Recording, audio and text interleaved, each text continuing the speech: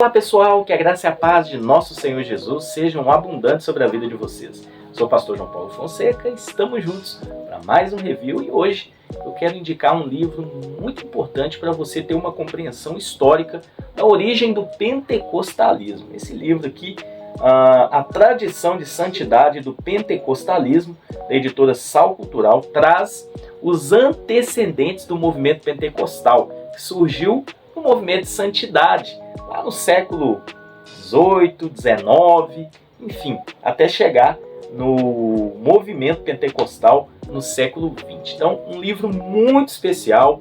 O autor, ele tem assim um conhecimento muito profundo da história e também da teologia desses movimentos que contribuíram muito para hoje, no século XXI, no ano de 2024, a gente ter uma teologia renovada, avivada, enfim, pentecostal, nessa questão dos dons espirituais. Então se inscreva aqui no nosso canal, deixa o seu like, acesse o site da editora Sal Cultural, www.salcultural.com.br, está aparecendo aí na tela do seu dispositivo, para você conhecer essa obra e outras excelentes publicações dessa editora.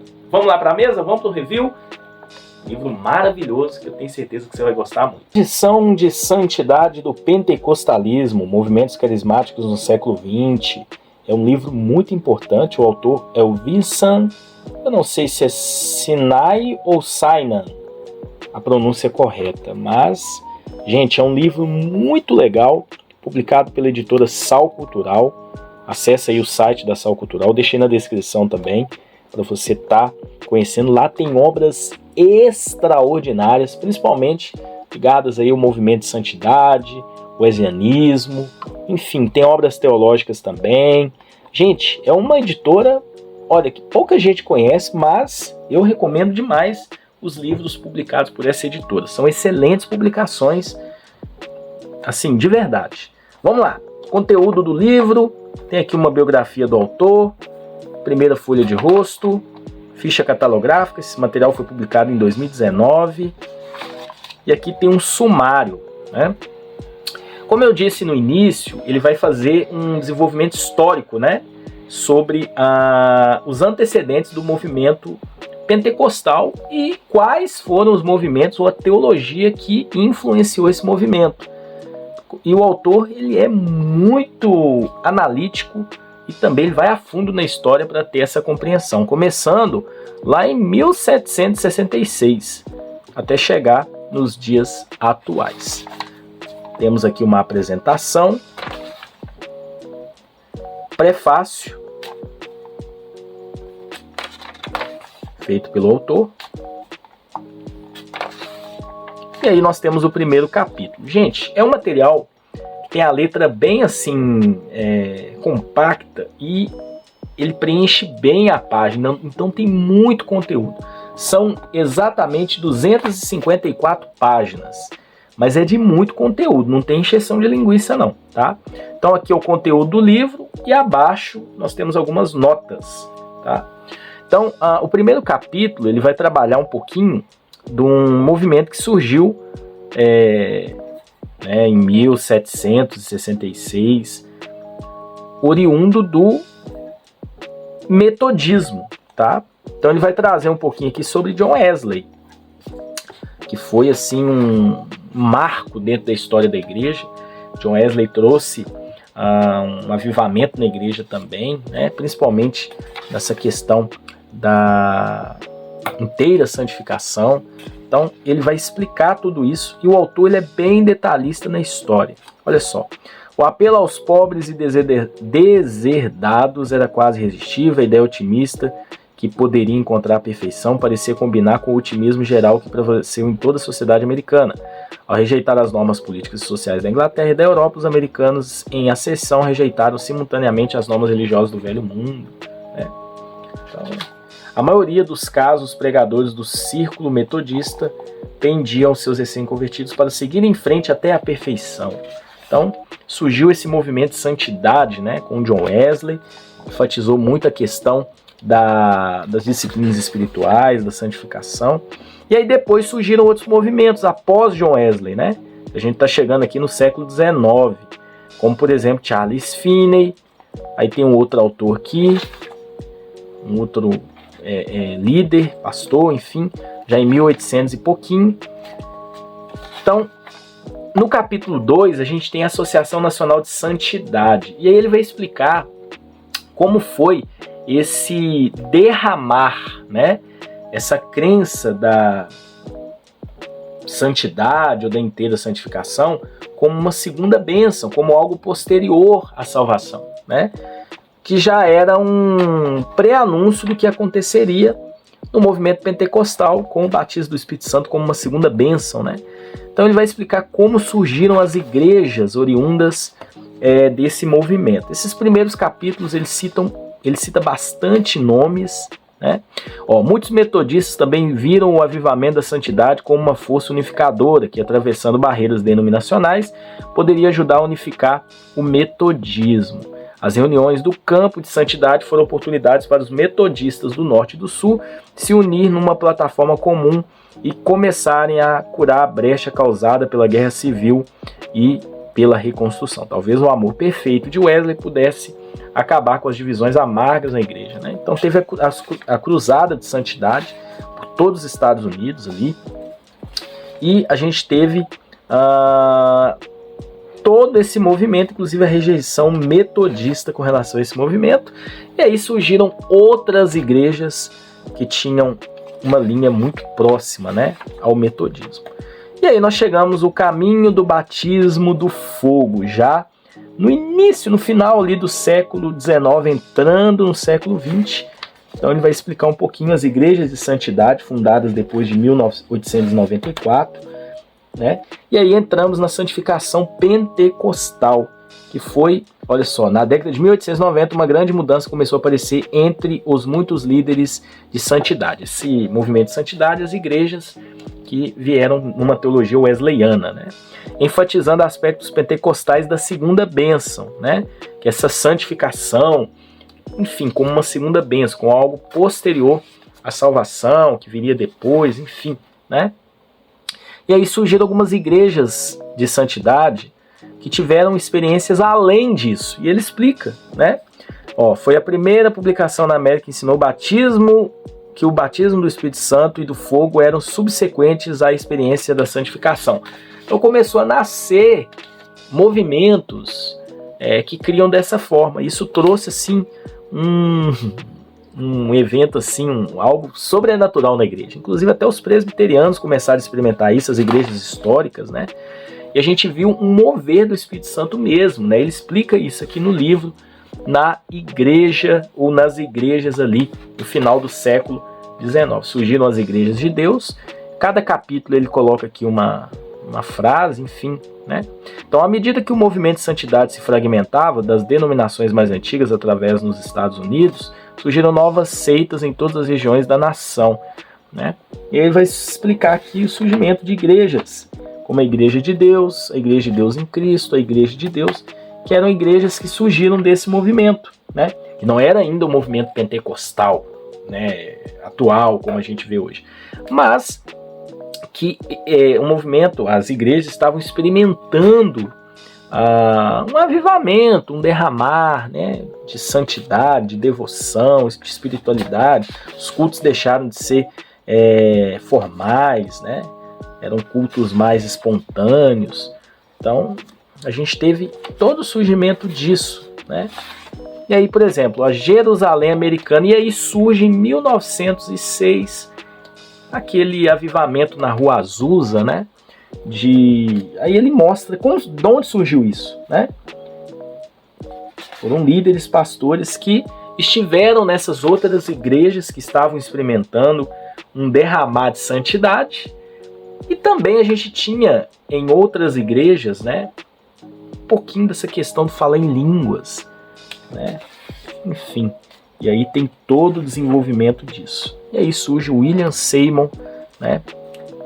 Estava lá nessa igreja na Rua Azusa, e aí teve todo esse movimento, o avivamento, e aí começou a espalhar. Pessoas iam lá para saber o que estava acontecendo, que era um negócio totalmente diferente, e voltavam para suas igrejas trazendo esse batismo com o Espírito Santo, né? Então é muito interessante a maneira como ele explica, os detalhes que ele vai mostrando.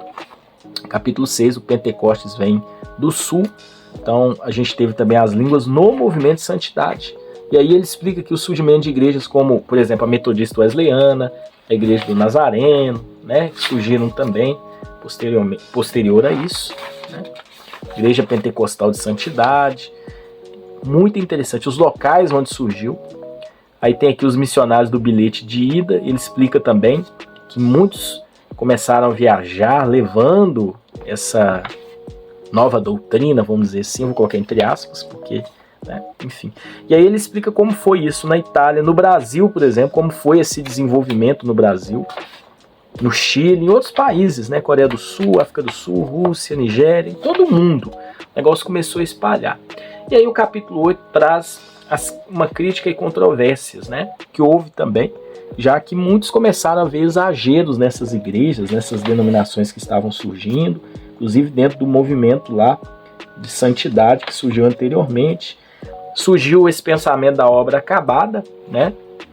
Ele explica aqui o que seria isso, né? Tanto no movimento de santidade como também no movimento pentecostal. Que o movimento pentecostal veio do movimento de santidade, né? Ele traz essa explicação. E aí surgiu também um problema teológico, que surgiu igrejas que negavam a Trindade, né? Surgiu desse movimento também, da época onde as igrejas estavam, né, mais avivadas. E quase que isso influenciou todo o movimento, ele explica aqui, tá?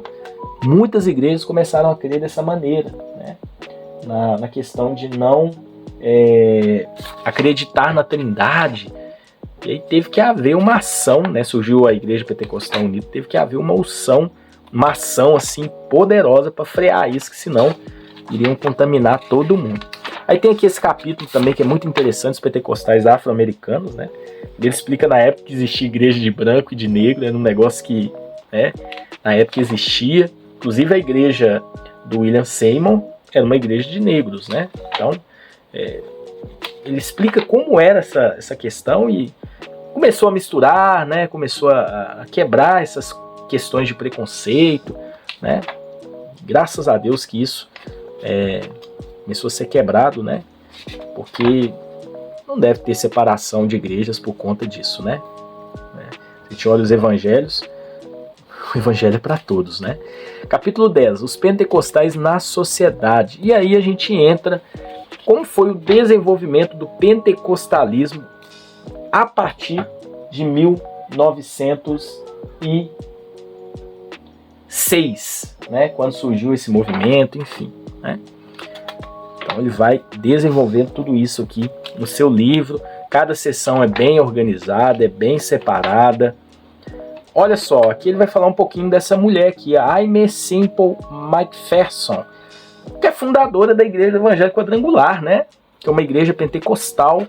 E aí ele vai mostrando como foi o desenvolvimento a partir de 1930, né, do pentecostalismo, o crescimento pentecostal, das igrejas pentecostais, que experimentaram o batismo com o Espírito Santo, tendo como evidência o dom de línguas, né? Ele mostra aqui nessa tabela o crescimento.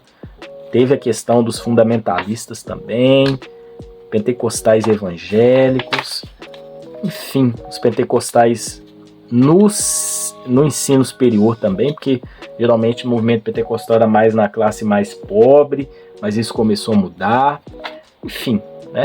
E aí surge também os carismáticos, né? Ou o movimento carismático, porque a partir do capítulo 11 ele vai trabalhar um pouquinho do movimento neopentecostal.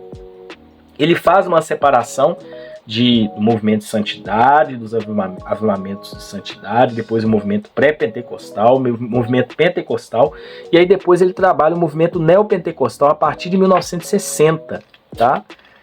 E aí ele vai aliar a questão da cura divina, né? Esse movimento, que ele considera como neopentecostal, é a forma como ele organizou o livro, tá?